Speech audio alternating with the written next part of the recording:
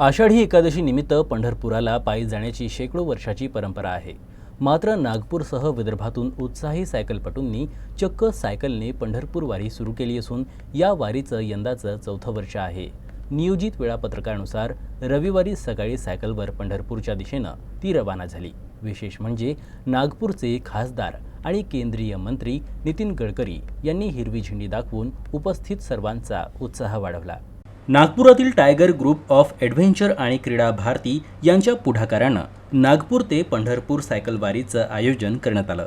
नियोजनानुसार रविवारी सकाळी सायकलपटूंचा जथ्था पंढरपूरकडे रवाना झाला. मात्र त्यापूर्वी सर्व सायकलपटूंनी गुरुदेव नगर मंदिर परिसरात रिंगण सोहळा आयोजित केला होता. विशेष म्हणजे यात परिसरातील नागरिकांनी सहभाग घेतला होता.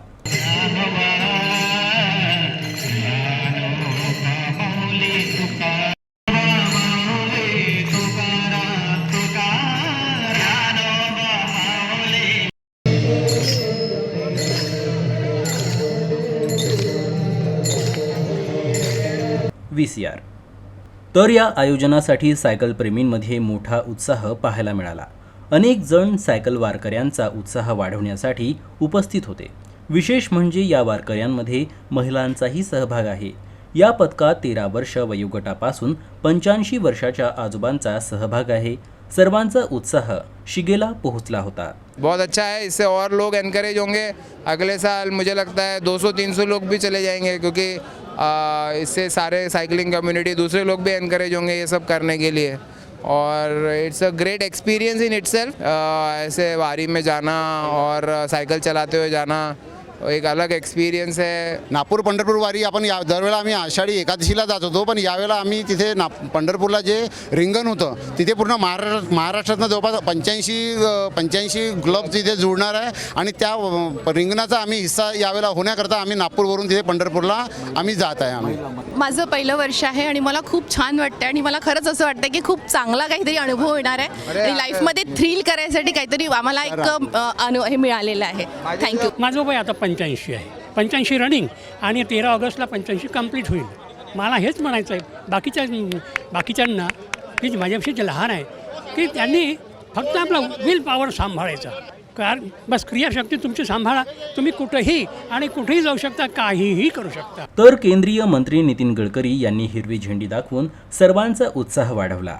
या सायकलवारीत नागपुरातून 60 सायकलपटू निघाले असून पंढरपूरपर्यंत विविध शहरातून अनेक सायकलपटू या वारीत सहभागी होणार आहेत. नागपुर से पंढरपुर तक की है साइकिल यात्रा आज यहाँ प्रारंभ हो रही है. नागपुर से इसमें 60 साइकिलिस्ट हैं. 25 साइकिलिस्ट यवतमाल वर्धा आगे से जुड़ेंगे. ऐसे कुल 85 साइकिलिस्ट पंढरपुर पहुँच रहे हैं और ये एक अनुभव उपक्रम है. साइकिल यात्रा में एडवेंचर तो अपनी जगह है ही, साथ ही शारीरिक बलिष्ठता का भी प्रादुर्भाव होता है. आमची पंढरपूर वारी सुरू होऊन 4 वर्ष झाले. हे 4थं वर्ष आहे. पहिल्या वर्षी 2 वारकरी गेले, दुसऱ्या वर्षी 12 वारकरी गेले. मागच्या वर्षी आम्ही 32 सायकल वारकऱ्यांना घेऊन गेलो होतो आणि यावर्षी आमचे टोटल 85 वारकरी राहणार आहेत आणि आमची टोटल यात्रा ही 700 किलोमीटर राहणार आहे.